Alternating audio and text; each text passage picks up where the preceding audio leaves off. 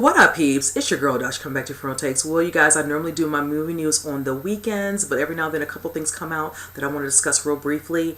You know, it won't be on too long, probably a short video. I'm going to try to keep this under 20 minutes and just cover a couple of things that did drop today and a couple of other things that came on our radar that I wanted to speak on real briefly. So you know what, let's go ahead and jump into it. Now the first thing I want to talk about that definitely did drop today was stuff pertaining to Avengers Endgame. Now I see that some posters have dropped and I love the way these posters look. If you all can already tell, it already gives you an idea of the characters in regards to who is alive and who is not. If you see the ones that are more vibrant and colorful, you can clearly tell those are the ones who lived, and then the ones that are more darker, you know, like a black and white of sorts, is the ones that actually, from the snap, you know, basically deteriorated, so to speak. And I love that premise of the way they did it, because when I first looked at it, I said, wait a minute, what's going on here? Why these look dark and why these look, you know, more bright? And I'm like, okay, light bulb, click. So, but yes, I love them. I love every last one of those. I'm looking forward just seeing all the characters, you know. Eventually, hopefully some of them come back, some I probably won't, whichever. I noticed one in particular that was in this that I didn't realize, because it was a mystery, because we did not know if they did live, because we never saw them within the movie Infinity War, and as Valkyrie, played by Tessa Thompson. So I was actually happy to see she's one of the faces, you know, in the movie, so I'm excited about that. Definitely looking forward to seeing her do her thing. I loved her in Thor Ragnarok. She was hilarious. I loved her scenes with the Hulk. So yes, I'm just looking forward to the movie. I did also hear that they're stating that the runtime is about 3 hours and 2 minutes, so 182 minutes. That is nice and lengthy. A lot of people are like, oh, that's, you know, that seems long. I said, no, that's not the only movie that's ever been made that's 3 hours. So if anybody must have been really young when, say, for instance, Titanic came out, or Lord of the Rings trilogies, or even the Avatar movie. But yes, there's quite a few other movies that are out that are over 3 hours, and yes, it is rather lengthy. But for this particular type of movie and what they're trying to put in a certain amount of span time, I'm not surprised by that. I know a lot of people wanted the Infinity War movie to be a little bit longer, but it wasn't. So with this one, they're going to kind of make up for that. Also, I'm hearing that since it is that long, we're most likely going to get an intermission. I know some people are like, no, we don't need that. No, trust me, we're going to need that. Let's just be honest. When people are going adults, yeah, maybe you can kind of get past that and wait till towards the end of the movie. But people who are bringing kids who want to see this movie, they're not going to be able to do that. Their kids are going to need a break to stretch, whatever. They're going to get antsy, whichever, and it's going to be an issue. So I'm glad they're considering doing that. So it'll make it a little bit easier. People can just, you know, step away for, hopefully the intermission is somewhere between 10 or 15 minutes, whichever. Most likely, I feel like it's going to be mostly, if anything, 15 minutes at the most, you know, and just, you know, go do what you got to do and come back, whatever, and all, and just enjoy that, whichever. And trust me, they'll be appreciative of that. Maybe even good reviews about the movie and knowing that they added that to, you know, to the mix. So, but yes, I'm looking forward to that. Also, I'm hearing that the tickets are finally going to go on sale April 2nd. I said I like that you picked the day after, because I swear to goodness, if that had been on the first, I'm like, what kind of games y'all playing? Like, we ain't got time for this. I got 2 sets of tickets about for 2 different days. Now, when I say that, I'm saying I'm going to be going Thursday and Saturday. The reason I'm going Thursday is because this is what I feel like. Not to say this will happen, but that's how my mind can work sometimes. Let somebody come out of that theater while I'm standing in line for the next set of people to go in, that particular theater number, and I see somebody wearing a shirt, and I see people all upset. You know, not to say I'm going to see somebody bawling, but just look like they just annoyed or pissed off, whatever. Just giving me license to think, okay, is the person on that shirt you wearing dead in the movie? I'm just going to be like, are you freaking kidding me? So, yeah, I was just like, that could be far-fetched, but you never know. I just hope somebody doesn't blurt it out coming out. That's, like, please don't. And then also online. I can avoid them online Thursday and Friday, and that won't be that hard, whatever, and all. I just stay off of certain social media, definitely Twitter. So, but yes, I just don't want anybody to give anything away. Like I said, people out here nowadays on social media can be so freaking petty and post that crap, and then have a nerve to have an attitude and tell you, well, you should have went. I don't need to do anything. How about you have some damn restraint? How about that? So yes, I'm just going to go in there ready to watch it. Definitely going to see it Thursday, because I just said, just in case I come across them in timeline and I catch it right away and I'm not able to scroll past it, at least I can say I already know and I saw it, whichever. It is what it is. So, but yes, we are a month out, you guys. So I'm looking forward to this. I'm excited. I'm ready to go. Need to get a shirt so I can have my shirt ready for the movie. Yes, I'm going to get my shirt. So I got to get something really soon for this. But yes, I'm looking forward to it. I hope you all are. So, but yes, with that. But moving on from that. Now, this is another one that's horror, entailed. And this has to do with scary stories to tell in the dark. Now, you all know this is based off of the books that, I kind of grew up with from the 80s and 90s, whichever. And I'm actually excited about this. I did the trailer reaction for it. Basically, it wasn't even a trailer reaction. It was like little snippets of little scenes from some of the different stories that are within the book.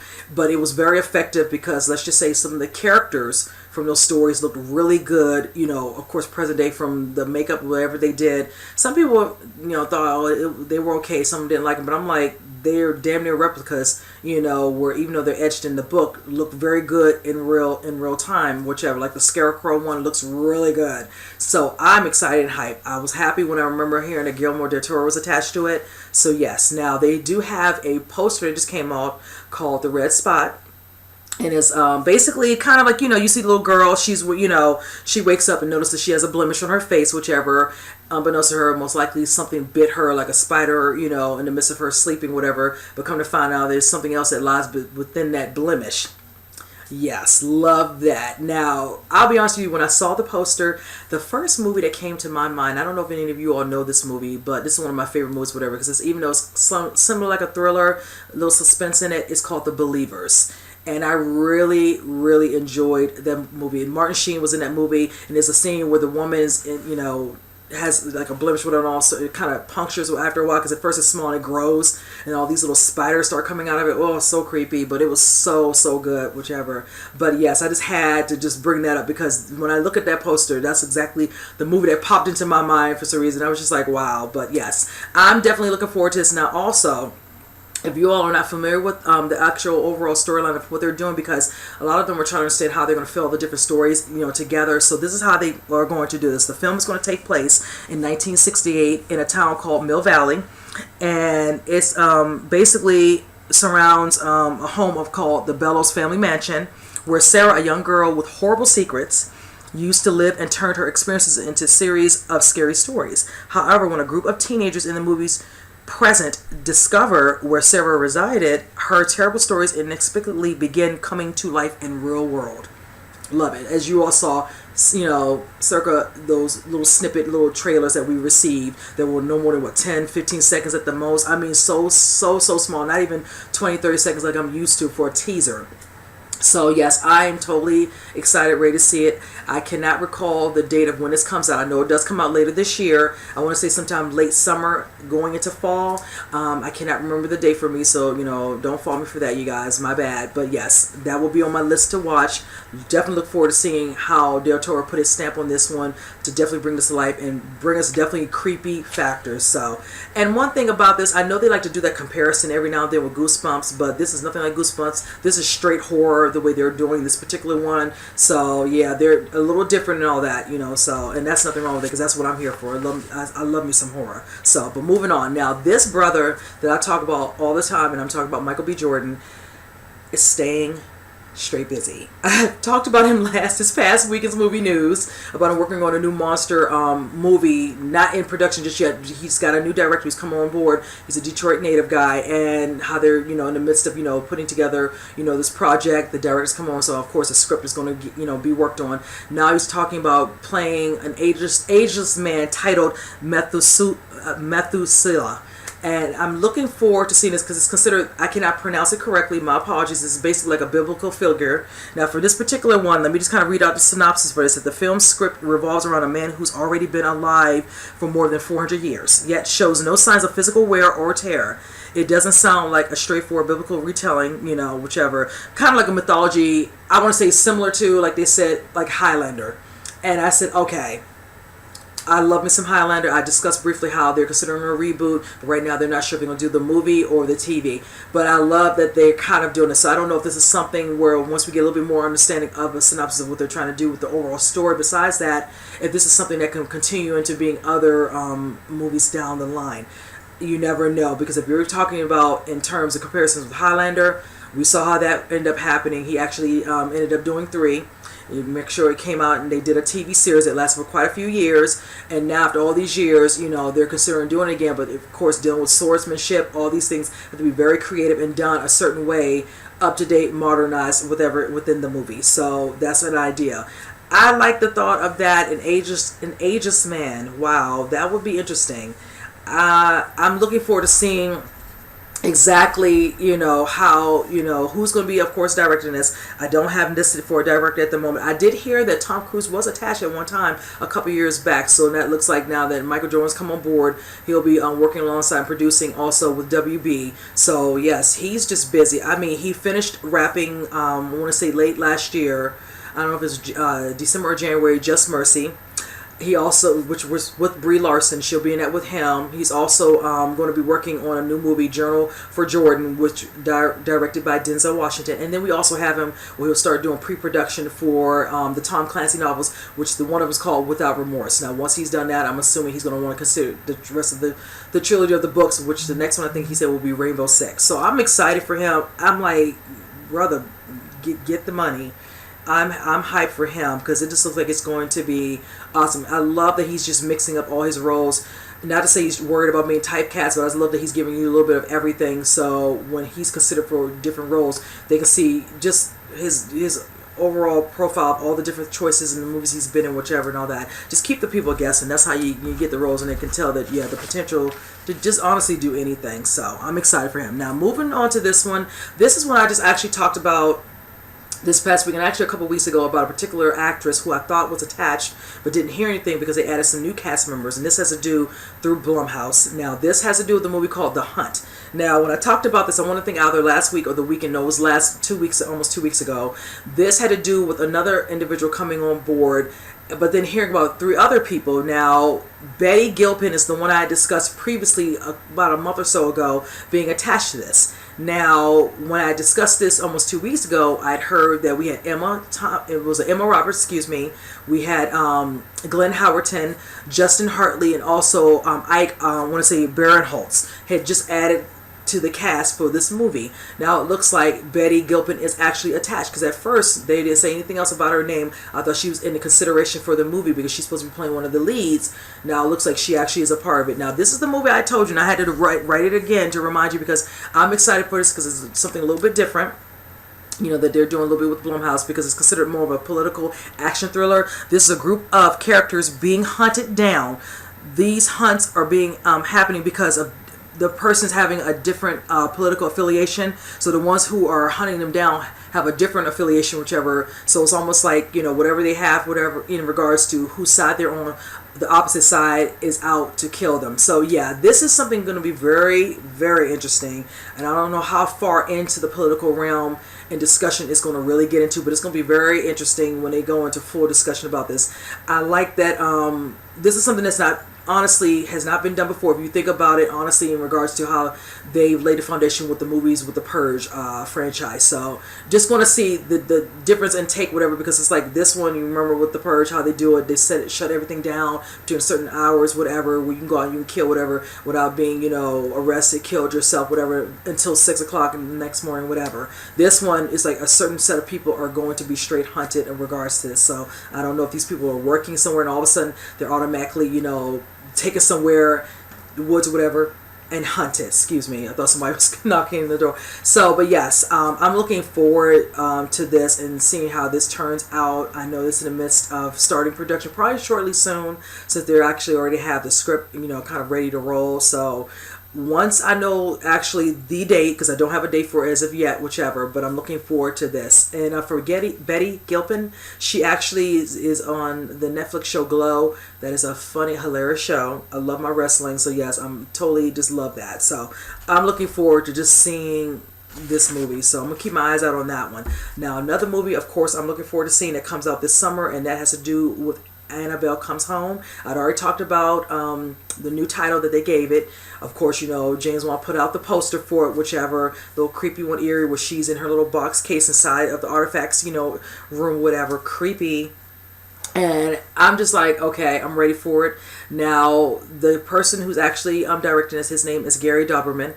I'm actually excited to see because he actually was attached to writing the other movies, the Annabelle and the Annabelle Creation, and also The Nun. I've seen all of them. Also The Conjuring. So I've seen every last one of those. And of course, the other movies they've done, Insidious, and So I'm looking forward to seeing this now. Let me just kind of get this straight. Now they did say Patrick Wilson and Vera Farmiga are going to make a short little, kind of like a little, special guest role into this, but this is not based around them. This is based around their daughter Judy, where she is home. And it says like this. It's like, she's home for one night to fight for her life when Annabelle reawakens the malevolent spirits that have been lying dormant in the Warren's cursed artifacts room. So yes, and I'm like, okay, I don't know if she's going to be by herself or maybe another one of her friends will be in there. The girl is playing her. Her name is McKenna Grace. Now she was also on the show, The Haunting of Hill House. Did an excellent job in that. She was just awesome. I barely recognized her because they dyed her hair. She did a great job. And also she was in the Captain Marvel movie. She played a young Carol Danvers. So she's doing her thing. She's getting around doing her horror, which of course she'd already done before, and then also doing some other things. So I like that she's the cute little girl. So I'm looking forward to seeing her, show those acting chops, saying that she's going to be the one honestly carrying the movie besides that creepy doll. So that's going to be very interesting to see her do her part. This movie comes out June 28th. I'm looking forward to it. I've already seen the other ones. I'm looking forward to this one. I will say this. I did not like the first Annabelle. I loved Annabelle Creation. Honestly, it came on recently and I was watching something else and I was just paying to see what else was on TV. And as soon as it popped up on my screen, I was like, I'm going to just watch this. And I restarted and watched that thing. I really enjoy watching it. Now, it doesn't even have to be at night, whatever. I just like to have it on the backdrop and just like look at it. Certain scenes that I really enjoyed. So, again, looking forward to it. June 28th, right around the corner, not much longer. I'm here for it. I'm excited for it. Now, the last thing I want to discuss, because this is one of those movies I'm definitely looking forward to seeing. This has to do with Morbius. And just another little, picture from the set. Now, this one makes me wonder what else they're trying to put out to the masses about possibly another standalone villain type of movie through Sony. And this has to do with a scene where you see from the actual picture what looks like to be like a restaurant, and in front of it you see a truck, and on the truck it shows to see the words Craven. Now, I say a couple months ago I discussed this, how since they were doing a lot of standalone, because Venom did very well. I know some people were kind of surprised by whatever and all that, but I was actually glad because it made over 800 million. So they wanted to see if this might be a way to do it, instead of bringing them all into the same, universe of sorts. All of them have their own separate standalone type of film. And I think that's actually a good thing. I'm enjoying that they're doing it this way. So much so when I heard about Morbius, last year, I want to say earlier summer, I was down for it. Then when I heard Jared Leto was going to be playing, the character, the living vampire of Morbius, I was like, oh yeah, I'm here for it. I love me some vampire movies. So I really want to see him do his thing. We did see I think I posted a picture from social media where it showed him in character just as the Doctor, but not as Morbius yet. You already all know how I feel. I'm ready to see it, but it really is too early. This movie does not come out until July of 2020, so we have a ways to go. So I need to just pipe it down because we're not going to get any of that. But I did say this. I'm hoping we get to see something either at San Diego Comic-Con or maybe the New York Comic-Con later in the year, because like you said, it's July. They're not going to be doing Comic-Con next year, so we're going to have to get a little something. They got to give us a teaser of something, whichever, but it's going to be a long time before we get to them. They're going to show a lot. I mean, even if they give a little bit of a silhouette or a shadow of his, a little bit of what you can see, that would be great. Like I said, even a hand, we can see him in full makeup with, what could be, because then it gives you an idea, okay, look at how his hand looks. It looks really gory. That means that face has to look just so grotesque and just like, oh my goodness, he looks something similar to the damn comic. So I've been doing my research on this one because this particular character has me very intrigued for the possibility of what else they can do in regards to this. And with Morbius, what can happen to his lady love, her becoming, all those. I really want them to do a couple of these. We already know we're going to get a Venom 2, so I'm looking forward to that. Craven, same thing. With that said, if you all recall, and I had to check with this because I wasn't familiar with Craven enough when I was talking about him, months ago, about him having, what's the word? He's known for, hunting, as they say, exotic animals, whatever. So being that this is basically a truck that has Craven, and there's somewhere below you see the words catering on it, you never know. Is this place, his restaurant, whatever, and all that? That's kind of far-fetched. You never know. But yes, I'm curious if this is true. It is kind of blurred, so you can't really say, but you can clearly tell that says Craven. So I am like, okay, little nuggets here and there to kind of get people talking. It's a possibility. I heard the script is being worked on right now, again, by Richard Wenk. I discussed this before. He would really, because the person he wants to consider coming on board, but he's going to do another type of action, type of, comic book type of character that's a little different out of the realm, is Antoine Fuqua. Somebody threw out his name and really wanted him to do it. So I don't know if that's going to actually happen. That would be nice if he actually considered doing that. I don't see a lot of them wanting to be a part of that particular genre in regards to comic book, movies, whichever. But hey, to each his own. Who knows? He might surprise us and might pick it up. So that would be nice. But I'm hoping that this is definitely one. That means if, of course, Morbius does well, they might feel like, okay, we finally hit, our niche with this. We're going to keep moving forward with more, like I said, standalone villains, and that would be awesome. So I'm looking forward to it. I'm just ready for Morbius to come out. I hate to rush it, and I'm not going to rush it because there's so much stuff coming out this year. But by 2020 being filled with, jam-packed with good stuff coming out, this is going to be on one of my, definitely most anticipated movies for 2020. So, but with that said, you guys, comment below about anything I discussed. Let me know what you all think, how you feel about Avengers Endgame, what's going on, how you feel about these horrors, things of that nature. And with that said, I will see you guys on the next movie news. You guys take care.